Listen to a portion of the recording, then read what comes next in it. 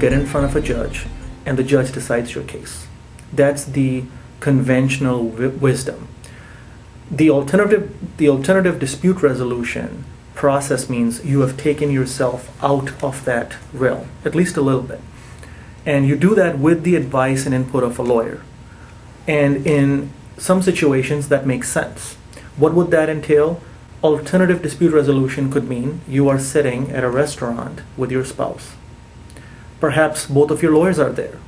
Perhaps both of your lawyers and the husband and wife are sitting in a conference room in an attorney's office. That is a way to settle a case. You must have a couple of things before you engage in this process, before you engage in trying to settle your case. That is, one is you have to have information about yourself, about your spouse.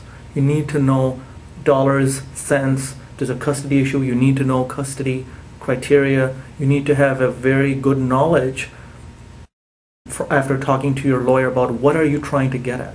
What is it that you're trying to settle? Once you have that, then you pick the process.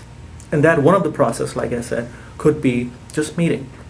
Another process people probably have heard of is mediation. What mediation is it's a process where the parties say, okay, we want to try to avoid litigation at the onset. So we've talked about, let's meet with a third party. Now this third party, a lot of times, is an attorney. It may be a retired judge. And they say, let's go into this person's office and we will see if we can resolve our issues between one another with the assistance of this party. Now understand that this third party can't provide legal advice. What they can do, though, is try to help these parties in resolving any issues that they have.